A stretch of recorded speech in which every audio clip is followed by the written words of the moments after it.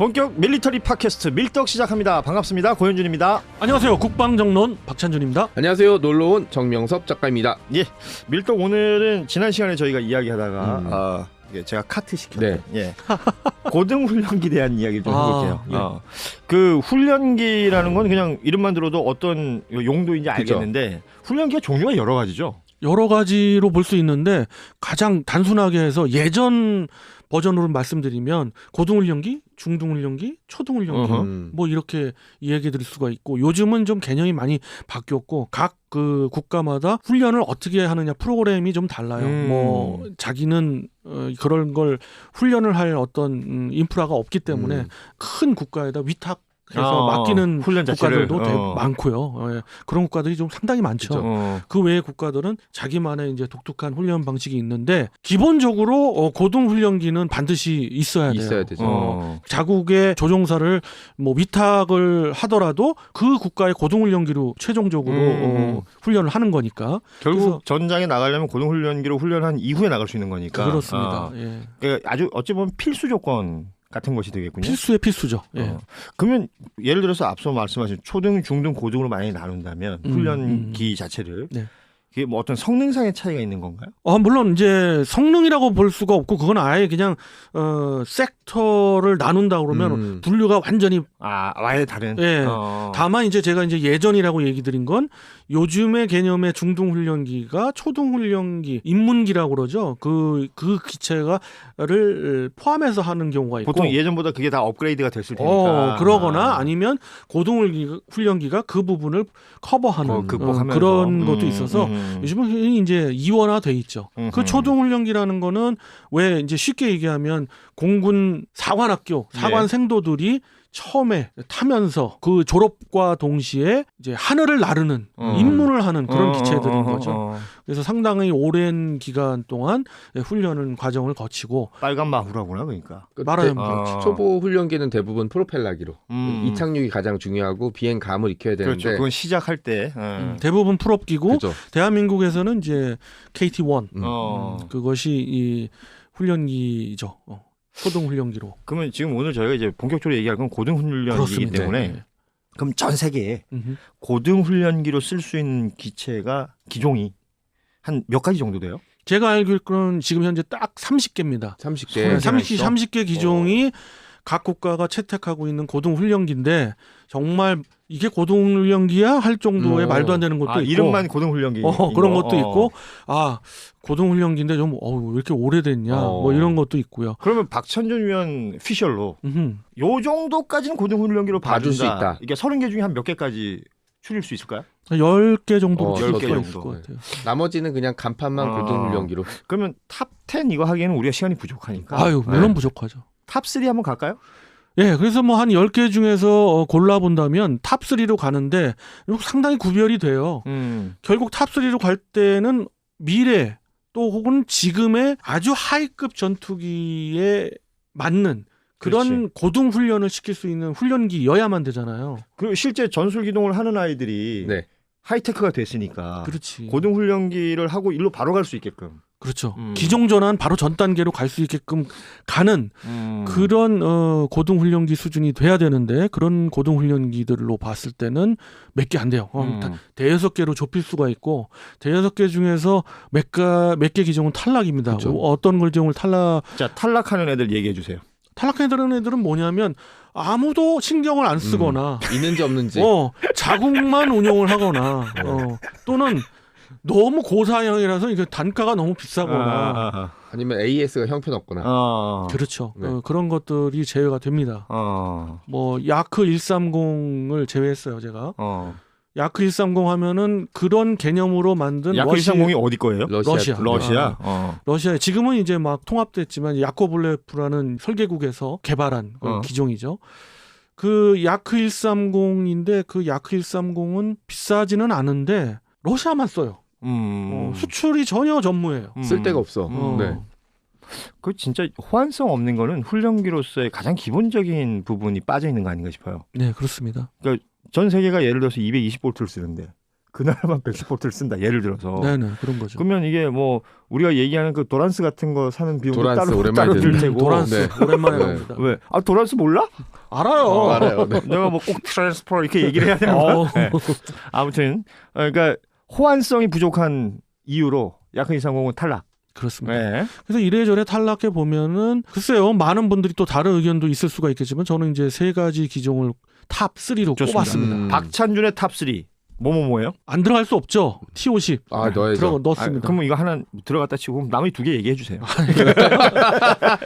중국에서 참 심혈을 기울여서 개발한 이제 L15라고 그러죠. L15라는 이름으로 해외 판매도 되고 있고 자국의 뭐 제식명으로는 JL10이라고 하는 그 고등 훈련기를 꼽았습니다. 꼽았고. 네. 아랍에미리트가 이걸 도입했죠. 네, 아, 그렇습니다. UAE가.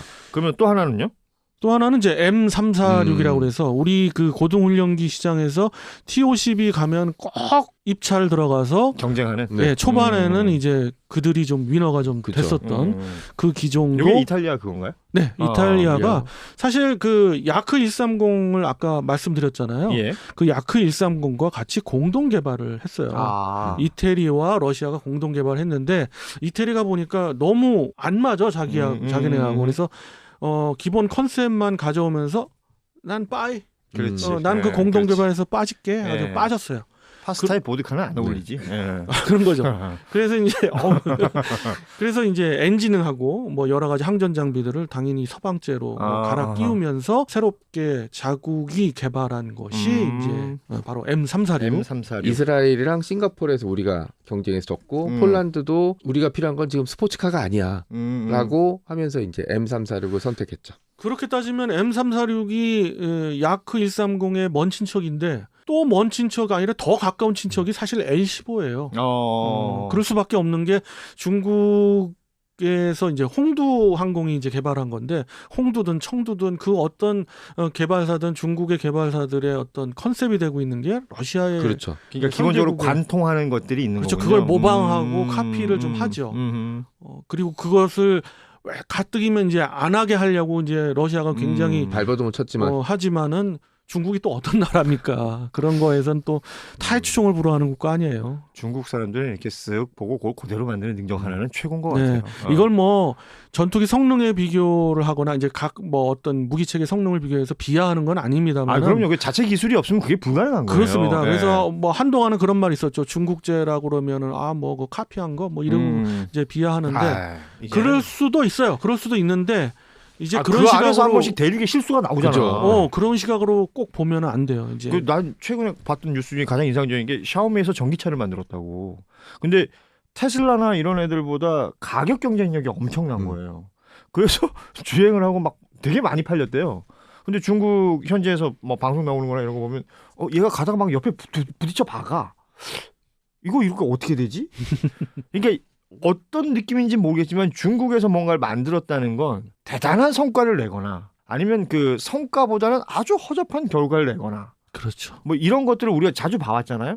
근데 이렇게 훈련기에서도 만약에 그런 부분이 있다라면 지금 탑 3 안에 넣지는 않았을 거 아닙니까? 그렇죠. 제가 넣을 수가 없죠. 지금 A15 정도라는 것은 이거는 어느 정도 다 검증이 됐다는 얘기를 하시는 거잖아요. 검증이 돼가고 있는 기체고 탑3 테두리 안에는 넣을 수밖에 없는 기체다라고 저는 판단을 했죠. 저는 왜 넣는지 이유를 알 수 있는 게 앞으로를 볼 수 있는 거죠.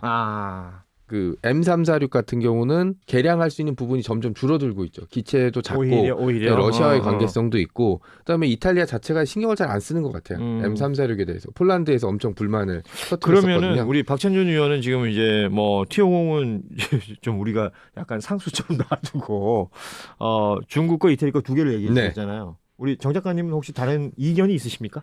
이견은 없고 저는 M346 자리에 내년 내후년쯤에 이제 T7이 들어가지 않을까라고 생각하고 있습니다. 우리 지난 시간에 얘기했던 네. 이런저런 얘기가 굉장히 많이 나오지만 어쨌든 미군이 이제 훈련기로 채택을 하고 있으니까 어찌됐건 지금 떠서 돌아다니지는 않는 거니까 지금 넣기는 뭐 사실은 불가능한 거죠. 이제 금운동으로 이렇게 나눈다면 1, 2, 3등으로 나눈다면 박 의원님은 어떤 쪽을 1, 2, 3등으로 하시겠어요? 벌써 금운동으로 가나요? 네, 진행이 매끈하네. 저는 뭐 그렇게 개인적으로 따지면 진짜 궁금했어요. 동메달. 네, 동메달. M346. 두두두두두 M346. 동메달이 야, 이탈리아가 중국한테 졌어. 꼭 이런 식으로 받아들이는 사람도 있다니까. 네, 알겠어요. 네. 은메달은 예상하시던 이제 L15 그리고 금메달은 T50. 그러니까 금메달은 원래 정해져 있었던 겁니까? 고등훈련기 시장에서 고등훈련기만 놓고 봤을 때 초음속 순항이 가능한 거. 초음속 순항이라는 건 이제 틀린 얘기죠. 초음속이 가능한 그런 기체가 이제 상당히 고사양이에요. 그렇게 되면. 그리고 그 당시만 해도 고등훈련기에 초음속 기능을 넣어? 왜 넣어? 너무 투머치 아니냐. 비싸기만 하고. 그래서 사실 M346한테 진 거예요. 그런데 그만큼 넘사벽인데 지금 와서 보니까 그러니까 필요한 거예요. 마하 속도를 못 내면 훈련기로 값어치가 떨어진다는 거지 이제는 전술 입문기까지 이거 하나로 되니까 가성비도 있고 그럼 이거네. 뭐 기체를 전술 입문기 따로, 그죠. 고등훈련기 따로, 경공격기 굳이 따로 그럴 필요 없지. 이럴 필요 없는 거예요. 심지어 전투기까지 파생 기종이 있으니까. 사실 뭐 그 넓은 의미에서는 다 극복할 수도 있는 거잖아. 그렇습니다. 대체할 수도 있는 거고. 그런 의미이기 때문에 M346이 또 동메달인 경우고. 얘는 이제 거기서 이제 끝났다. 네.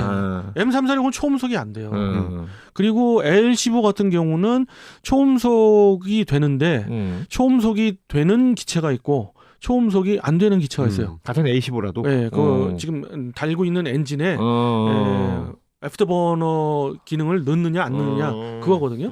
근데 이제 애프터버너 기능을 넣는 거는 이제 뭐 고객에 따라서 그렇지 원하는 게 다를 수 있으니까 가겠다는 건데 그렇기 때문에 L15가 이제 저는 이제 은메달인 거죠. 그만큼 기동성도 있지만 현대의 고등훈련기로서 넘치는 그런 기능을 보유하고 있다. 이렇게 보는 거죠. 그 지금 우리가 이제 탑3 얘기하고 있는데 이게 생각해 보면은 그냥 아까 뭐 국가 얘기를 잠시 하셨지만 나라로만 보면은 중국하고 이탈리아잖아요. 네. 근데 우리가 이제 전통적으로 그러니까 나는 이게 전투기 얘기하면서 미국이 빠지는 게 처음인 것 같다는 생각이 드네요. 영국도. 네. 뭐 그럴 수 있어요. 미국은 진짜 오래됐죠. T38 이거야. 탈론을 그러니까 결국 F5 아시죠? F5의 아버지인 그 기체예요. 그렇죠. 이 기체를 50년이 넘게 운영을 하고 있는 거예요. 그렇기 때문에 이제 고등훈련기가 필요해서 보내드려야 되는데 이제 나온 게 결국 선정이 된 게 T50과의 경합 끝에 선정이 된 게 T7A지 않습니까? 이 레드호크가 이제 문제가 되고 있는 거예요. 문제가 되고 있기 때문에 저는 이제 탑3에 앉는 거죠. 그래서 지난번에도 얘기를 했지만 이 레드호크가 안 보이니까 요 자리를 이제 T50이 들어갈 수 있는 거 아니냐 뭐 이런 얘기들을 희망 회로를 돌리시는 분들이 많았었고 뭐 게시판이나 커뮤니티 보니까 진지하게 얘기하시는 분들도 지금 많더라고요. 많죠. 그러나 이제 미국이 기본적으로 갖고 있는 그들이 뭐 하나를 정했으면 그건 전통적으로 계속 끌고 가는 게 있어요. 자국제여야만 되는 그런 게 있기 때문에 쉽지 않을 거다라고 봤고 절대 안 그럴 거다라고 저는 혹시 본 거죠. 뭐 이렇게 소문은 많잖아요. 그렇죠. 뭐 만드는데 뭐 중간에 뭐 문제 많다더라 뭐 이런 얘기들 있잖아요. 네. 혹시 알고 계신 거 우리는 모르는데 혹시 혼자 알고 있는 거 있어요? 지금 알고 있는 지금 거의 극복을 했어요. 그렇기 때문에 그걸 뭐 비하하거나 그걸 자꾸 문제 삼고 있는 건 그건 옛날 버전인 거고 사실은 극복을 했습니다마는 정말 발표 안 하고 있는 것들이 또 있어요. 보잉에서. 그렇기 때문에 지금 딜레이가 되고 있는 거고 공군에서는 내가 지금 F-35나 F-22를 뭘 조종사를 훈련하는 거 아닙니까? 그렇죠. 그런데 거기에 충족을 못한다고 보는 거예요. 계속 시범 비행을 하고 있고 시범 비행에 탄 조종사들이 리젝트를 거는 거예요. 이거 부족하다. 위험하다. 기동성에서도 이런 기동할 때 굉장히 어려움이 있네. 아니다. 좀 더 계산해라. 이런 얘기죠. 특히 그래서 훈련기라 더 그렇죠. 그렇습니다. 훈련기일수록 더 좀 뭐랄까 안정감이 있어요. 맞습니다. 보니까. 그거를 반영을 해야 되기 때문에 마일스톤 C를 선언을 안 하는 거예요. 뭐 그게 충족이 된다면 당장 해야죠. 지금 엄청 필요하고. 만약에 그 얘기한 대로 그게 다 돼가지고 탁 등장하면 얘가 금메달 자리가 바뀝니까 혹시? 저는 그렇게 보진 않아요. 그래요? 네. 그런 이유가 뭐냐면 그럼에도 불구하고 미 공군에서 전술 입문기로는 T7A의 개량형 내전 전술 입문기로 이제 업그레이드를 할 수가 있잖아요. 그렇겠죠. 그것보다는 T50 이제 TF50이라고 흔히들 얘기하는 그 기종들을 내심 선호하고 있단 말이에요. 그런 면으로 봤을 때는 이런 금운동으로 나눌 수 있는 기준에서는 금메달을 될 수가 없다. 금메달까지는 못 간다. 그러면 지금 그러니까 T7A 네. 이 레드호크를 좀 전망해 보자면 이게 뭐 타이밍이나 이런 것도 지금 확실한 게 없잖아요. 네. 개인적인 전망은 어떻습니까? 개인적인 전망은 미 공군의 전술 입문기로는 아니더라도 고등훈련기로서 이 T7A는 안정을 찾을 거다 결국에는. 그러나 그것이 2025년이라는 확신은 없다.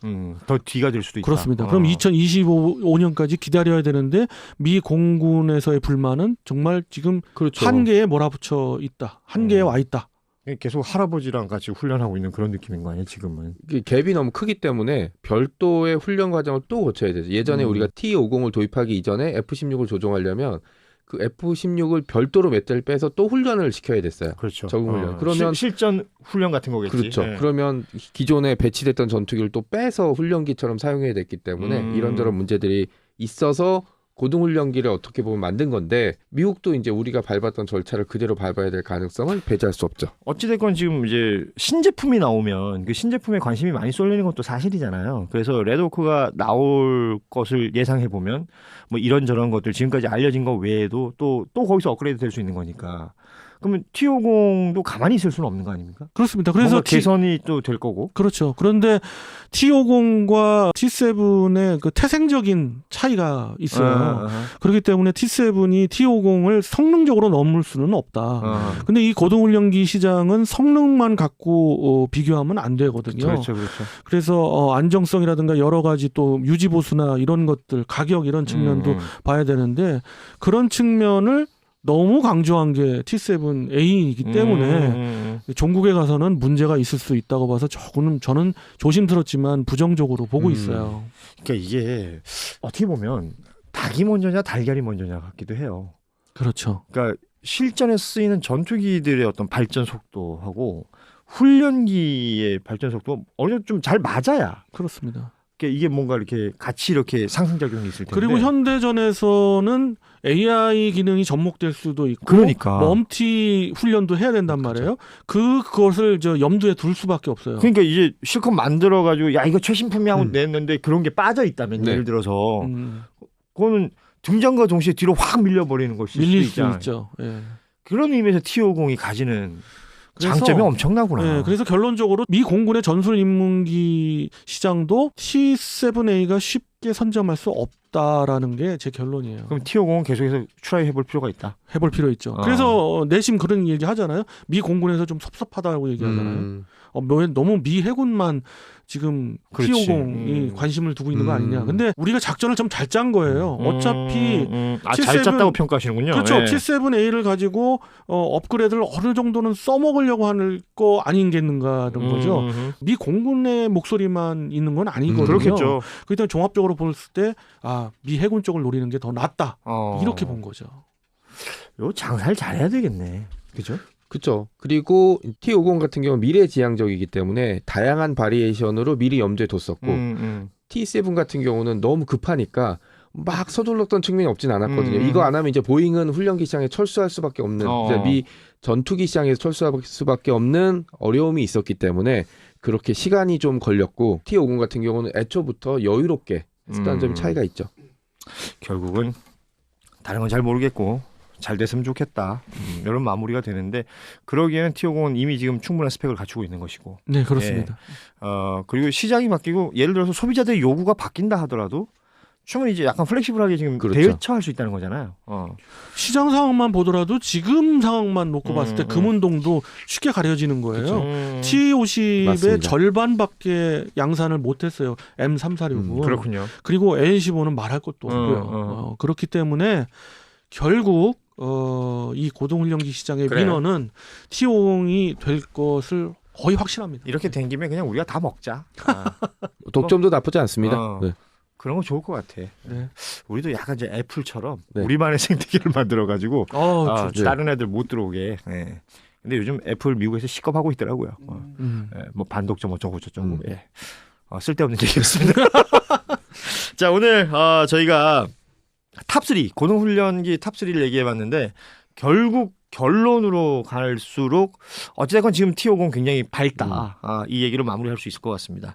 다음 시간에 또 저희가 어떤 탑3를 할지는 모르겠습니다만 계속 이런 분위기였으면 좋겠어요. 네. 우리께 맨날 1등하고 금메달 따고 그랬으면 좋겠다라는 생각이 듭니다. 예. 오늘 여기서 마무리하겠습니다. 여러분 고맙습니다. 안녕. 안녕히 계세요.